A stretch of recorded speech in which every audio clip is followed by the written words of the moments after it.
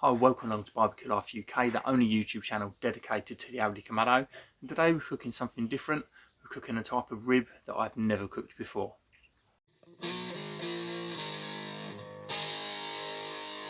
that's right, today we're cooking ribs that I say I've never cooked before. I've done a trial run on this and I'm changing it slightly for this video. But it's ribs that aren't very common at all. So these are venison ribs. So they come with quite a few layers of meat across the top of the ribs themselves. So when I cooked it before, I trimmed all this off because I was a bit worried about all them connective tissues, but that left me with not a lot of meat on the ribs themselves. So I'm thinking this time I'm going to keep it on and then just keep cooking it until they really melt down. So I'm hoping that the end product is going to be as good as it was last time. So we've taken these ribs and the first thing we need to do is remove the membrane. So I've done this off camera because the membrane on venison ribs is awful to take off. It's probably taken me 40 minutes to clean up this set of rack of ribs because it's just so tough.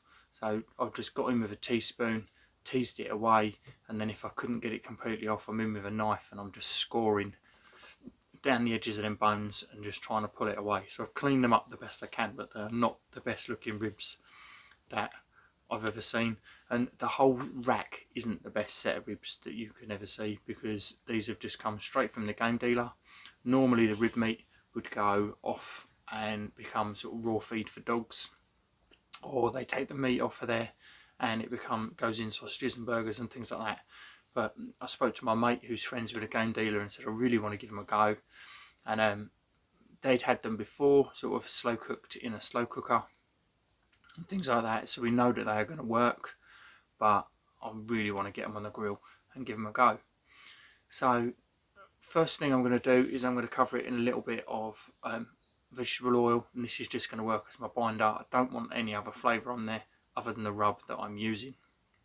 So just going to get that oil and rub it in all over. So the rub that I'm using today is Black Angus coffee from the Rusty Barbecue Company. So Russ sent me this over a couple of weeks ago and it is a fantastic rub. It's called Black Angus because it's got activated charcoal in there, so it does go black and it just gives a wonderful colour and a bit more theatre to your cooks without adding any flavour from that charcoal. But it's got coffee in there that works really well with the real richer meats, and the wild garlic that is in there is unbelievable. It's got such a punch without it being too overpowering. So we're just going to get that sprinkled all the way over these ribs, both sides, get them completely covered. And once we've got them covered, we want to go in the fridge for a couple of hours just to let that rub soak in, let it take some moisture out of the ribs, and it's just going to help it stick to them ribs really well so that we don't get any of it coming off when we go on the grill. So with our kamado today, we're just going to get it lit with a couple of woodies. When they've gone out, we're going in with our deflector plate and our grill grates.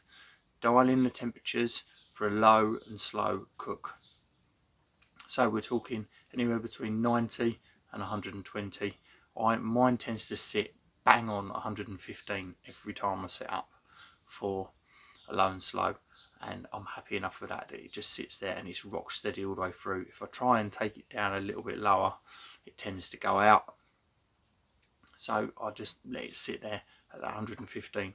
To achieve this, once the temperature dial is starting to come up and the ceramic is starting to feel warmer to the hand, I close my vents down. So the bottom vent, I set it to, I use the little dots on the vent, so I set it to 1.5 dots on the bottom vent, and then the top vent is probably open 2 mil, if that. So it's very, very minimum airflow in there. It's just enough to keep that temperature down.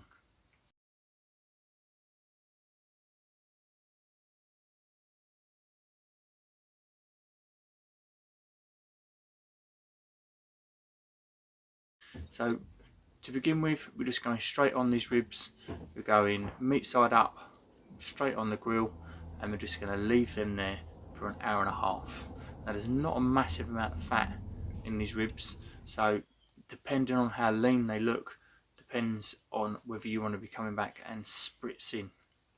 So I checked mine after 40 minutes and they still looked okay. They wasn't too dry, so I was happy enough to just let them rock through to that hour and a half, and that gives us a real nice smoke.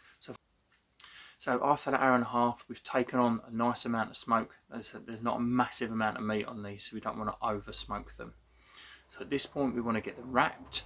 So we're going to take them off of the grill and onto a double layer of tin foil. I've already put some little pats of butter on there, so this is going to give us an extra bit of fat in this parcel, just to keep things really moist, and it adds a small amount of flavour without overpowering anything. So to tenderise these ribs, we now need to go in with a bit of acid. So I like to use some beer to begin with. So I've got Brewdog's Jagged Edge. So I'll go in with a good splash of that, and then about 3 tablespoons of apple cider vinegar in there. So we're meat side down in this tin foil, and we want to bring the tin foil up and squeeze everything as tight as possible. So what that's going to do, it's going to stop that liquid from just pooling in the very bottom, and it's going to help bring it up the sides. If you can keep it as tight as you possibly can, so it's got nowhere to pool, it will keep the juices up the sides and help tenderise the meat. So you're never going to get it all the way up there to stay up there all the time, but the tighter you can get it, the more tender your ribs are going to be right at the end, because there's a big bow on these venison ribs. So we get them back on the grill. Now if you want to, you can increase your temperature a little bit. I took mine up to 150 because it's just going to help get the temperature of that liquid up inside this tin foil. And we're going to keep that on there for an hour and 15 minutes. So what this is doing is it's tenderising our ribs, because at the moment they're still quite tough. So after that hour and 15, we want to go in, and we're not checking for temperature, we're checking for feel. So I've got my temperature probe, just because it's only got a tiny little spike on the end, and it's really easy for checking to see how tender things are. So if you check the ribs at the very bottom of that curve, you push it in and it's soft. It's not mushy, but it's soft. There's not a lot of resistance when you're pushing that in. If we check at the very top of the ribs, at the top of that curve, they're not quite as soft. So what that's going to mean is that we've got a really nice bite in the middle of them ribs, and then a bit of a tougher bite at the very top edges. So we're going to wrap in that foil again, get it nice and tight again, and we're going to go another 15 minutes.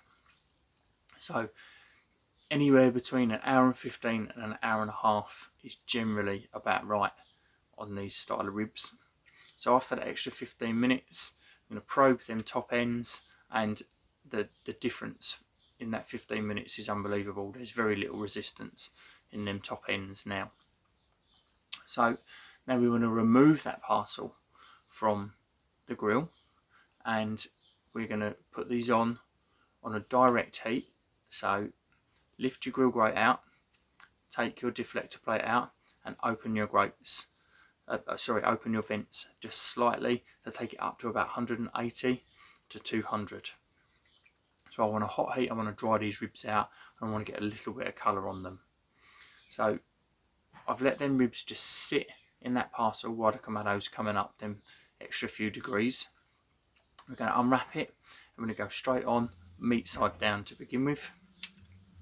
So nice fierce heat, and we're only going to go about 5 minutes on that side, and then we're going to flip it over. So as you can see, when we flip it over, you've got a little bit of fat that drips out of there.